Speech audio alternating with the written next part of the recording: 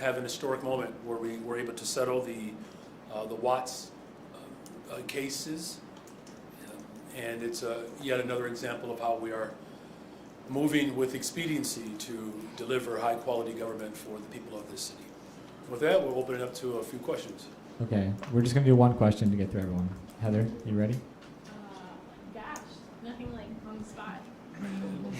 Hi, Mayor. Hi. This week, the coalition behind the consent decree moved to enforce the agreement, saying that the city was in violation of it because of an increase in the use of force by Chicago police officers against members of the public, specifically with what the department considers lethal uses of force doubling in 2024 as compared to 2023.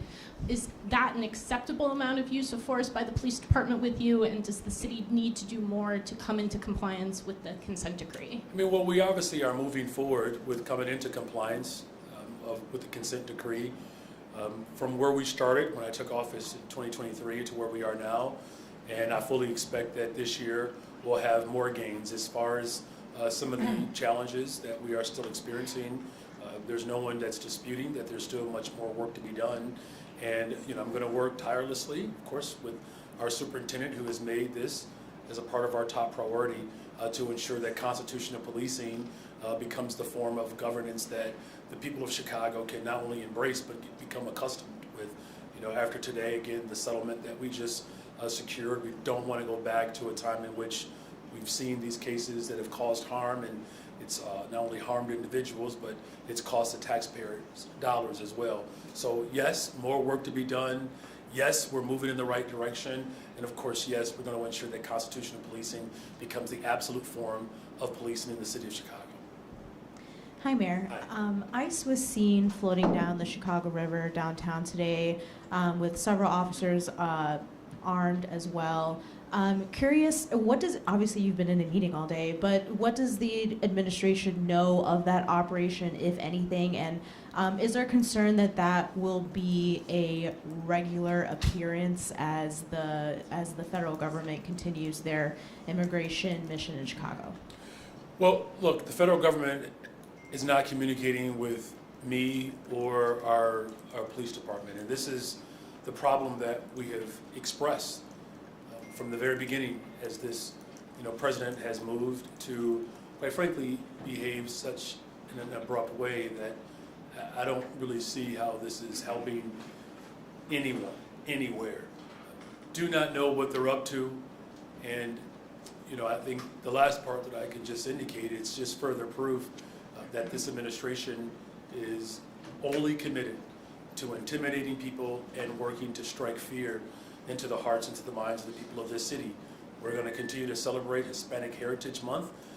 As difficult as this moment has been, we have not wavered in our commitment and support for our immigrant communities.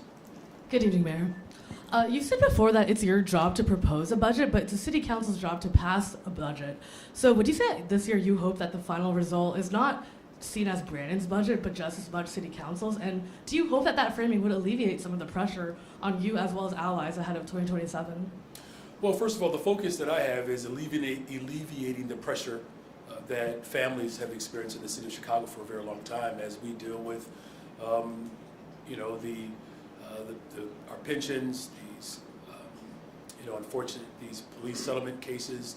There are a host of items, of course, that we've had to deal with because of just, again, years of neglect. So again, the goal of my budget is to speak to the values of the city of Chicago. Now look, I'm going to work with City Council to not just, drive a narrative around how we can build the safest, most affordable big city in America. This budget really has to reflect those values. I've said from the very beginning, the ultra-rich, billionaires, millionaires, have to put more skin in the game. And my budget is going to reflect that value system. Now, in terms of the pressure, look, we've been under an enormous amount of pressure over the course of these first couple of years, and we've handled it every step of the way. Our agenda continues to move forward. As we build more affordable units, today we doubled the amount of eligible spaces that will be able to benefit from ADUs. We are on pace to build thousands of affordable units by the end of my first term. And as we make these critical investments around mental health and housing and making sure that our police department and all the departments are communicating with one another. We're still making strides in driving violence down in the city of Chicago. We're talking about, numbers that we have not seen in 60 years. So it's going to be a collective response, and the hope is that the people that represent the people of Chicago and City Council, that they see the values that we are putting forward and the effectiveness that has occurred as a result of my administration. And then, hopefully we'll get a unanimous vote for the budget. But that's not necessarily a requirement, but that is at least my hope. Good evening. Good evening. So the Deep South Press Corps' cauldron of sources has confirmed that the Housing and Urban Development, or the Department of Housing and Urban Development, was in Chicago all of last week investigating state governance through J.B. Pritzker and your local governance. And they were particularly concerned or quizzed some civic leaders about why you are still pushing Walter Burnett Jr. for CEO of the Chicago Housing Authority before you sorted out these potential conflicts of interest. Among them, a lack of a waiver, they say, is federally required. Mark. And do not tell me how to do my job that I've been doing for 40-something years. I'm asking the question. Okay, please do. Question. So, with these conflicts of interest, we were wondering, is there a timeline you have for clearing this stuff up before it gets to the point that the feds say, you know what, enough is enough. We're going to take over and do a conservatorship until you get it together on these unresolved conflicts of interest? So we do have it together. We are in constant communication with the region as well as at the regional CHA leadership, and we fully expect that we'll be able to move forward with the person that I believe is best situated to run CHA, and that's the former Alderman Walter Burnett. Good evening, Mayor. I wanted to confirm, it seems the city is not pursuing passage of the replacement grocery tax ahead of October 1st. Is there thinking behind not pursuing that if that's true? And do you still intend to pursue that? There was public commenters today who said, that's just regressive, and they were calling on people to not support that. Mm-hmm. Well, look, it's first of all, it's not my tax, right? I don't own the rights to any taxes. This is a tax that's been around for 30 years. The state has historically collected this tax. The state has decided that it no longer wants the responsibility to collect the tax. And so there are municipalities around the state that have decided to take on that responsibility because the state has decided not to. I do not believe that that tax should be raised, but the idea of the collection of that tax that is now in the hands of municipalities, like any other tax, of course, people are allowed to debate or pontificate around whether or not the collection of this tax should be done by at the municipal level. That's a conversation that the people of the City Council, I'm sure, will continue to have. At this point, I've made it very clear, I'm going to work to ensure that we have the revenue that we need to make sure that we're hiring young people, that we're creating pathways to build more affordable units, that we're expanding mental and behavioral health care services, and that we're making critical investments to keep our community safe. Hi Mayor, Lee John Greco reporting for Southside Weekly today. Wanted to ask about the CBA. Do you support similar set-asides in other gentrifying neighborhoods, and can you comment on the foundation itself not supporting this CBA? Well, look, I can't speak to someone's intent or their desires or commitment. I only can speak for myself, and what this pilot program is ultimately doing is protecting seniors. We're talking about individuals who are on fixed income, right? And look, we're also talking about communities where they're overwhelmingly working class folks, brown and black folks. Now, as far as how do we make sure that development happens without gentrifying communities, it's doing the work that we're doing, green social housing, ADUs, these agreements with community stakeholders. Do I believe that we should think more strategically about how we can do this system-wide? Of course. We don't want people to get pushed out of this city. We don't. And we're talking about for places across this country where the average price of a home is $1 million, $900,000, rent $4,500, $4,200 a month. You know, we don't have those type of significant challenges in the city of Chicago, but if we're not strategic and intentional about our policies, that could very well be the case. Today is a good day because we're moving in the right direction. We double the amount of eligible homes that now can benefit from the ADUs. But we also have, again, representatives from a very strong coalition. These folks have been at it for some time, right? And we're grateful that they hung in there with this effort, and this is why elections do matter, because you actually have someone who is on the fifth floor. I'm talking about myself. I don't normally do that, but I think in this instance, if you would just indulge me, I believe in protecting working people, and I will do whatever is necessary to ensure that the people of the city can afford to live in it. So just to clarify, you wouldn't support like a kind of copy paste of the CBA for another neighborhood? Good evening. It was widely reported, not by Axios, but by others, that there would be a big reshuffle of council leadership today with Emma Mitz as vice mayor and Alderman Espada and zoning. What happened, and do you think we're going to be seeing a different lineup suggested next month? Well, look, you know, I've had to put forth an organizational chart that allows for us to build the safest, most affordable big city in America. I will put forth a structure. We'll vote on it inevitably. And as long as that there are people who are committed to fulfilling my mission, which is to build a safe and affordable big city, that's a pathway for success. But in the meantime, you know, government is still operating and working. Nothing has been lost in this moment. And today obviously was yet another indication of how we're building more affordable communities. Hi, Mayor.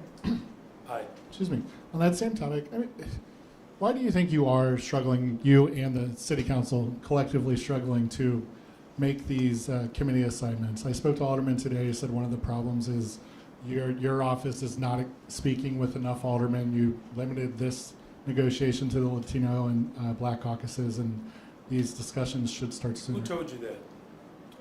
Okay, Alderman Emma Metz said it should begin so sooner. someone said that I'm not speaking to all members of the different caucuses that are represented here. That's just dishonest. Is it true of this reorganization It's specifically? dishonest. It's not true. We speak with all of the different interested parties that recognize that our number one priority right now is to build the safest, most affordable big city in America. Look, let's just walk through the record here for a second. Paid time off. It was a promise. We made it. We did it. Abolishing the sub-minimum wage. A promise. We made it. We did it. Right? Ensuring that we have green social housing. It's a promise. We did it. ADUs. Promise. We made it. We did it. This agreement with Jackson Park and individuals who could be impacted by gentrification. We made a commitment. We did it, right? Every single promise that I put forward to ensure that we build the safest, most affordable big city in America, we're accomplishing it. We had an historic action today where over 200 years collectively of time in prison, jail, we were able to settle that case. No other administration in the history of Chicago has been able to accomplish that. The $1.25 billion bond investment to build more affordable homes and economic development. We have an airport that is breaking records every day. Hotel occupancy is up. Tourism is up. Ridership on our trains are up. And violence is down. I mean, I hear you, but government is still functioning. Look, there's a lot of work for us to do, but you can't sleep on the fact that our investments, I should have mentioned mental health and behavioral health service as well, that the investments that we have put forth based upon promises that we have made for communities that have been historically neglected for decades, we are fulfilling those promises. And so in the process of this reorganization, as long as there is a commitment to allow for this agenda to be moved forward, then I think that's the most important thing here. Thanks, Mayor. You're welcome. Do you mind if we jump over to James Comey? I know it was busy inside and outside chambers today, and this is unprecedented with two charges for obstruction and alleged false statements. Yeah, look, this is further proof that this president has used you know, the sanctity of our departments within government to politicize them. Look, he said it, he's going to go after his political enemies. He's politicized the United States military, the National Guard. The president is investigating me for hiring too many black people. Now he's threatening to withhold dollars because we want black children to be successful. I really want to call him a name. But my Lord and Savior Jesus Christ is asking me to just stay saved. Good evening, Mayor. How you doing? For a minute there, you almost had me. Better now. I had to call on the name of Jesus again.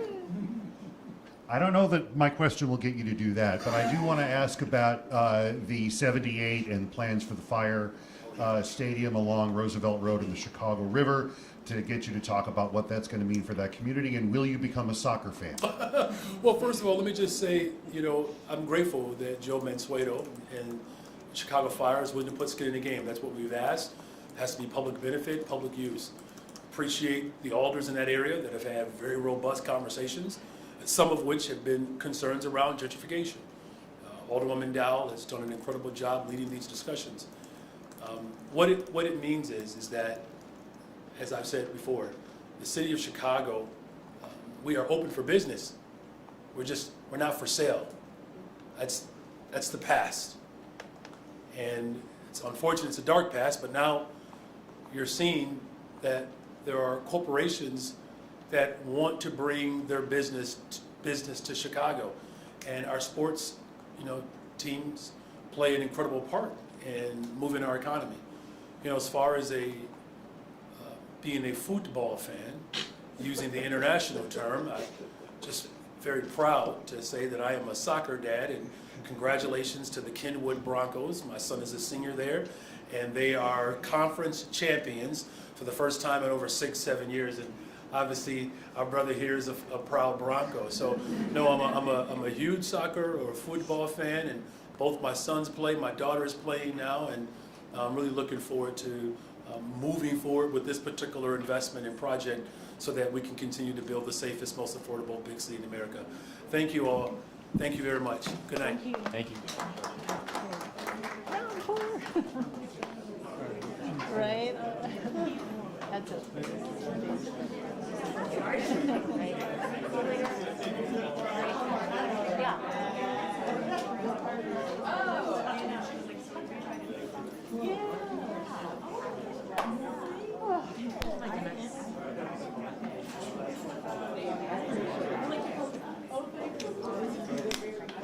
Are you a football fan?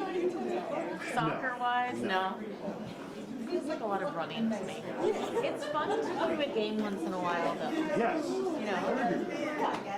I used to go to the ones in DC when it was our. Right. But that place was a shithole.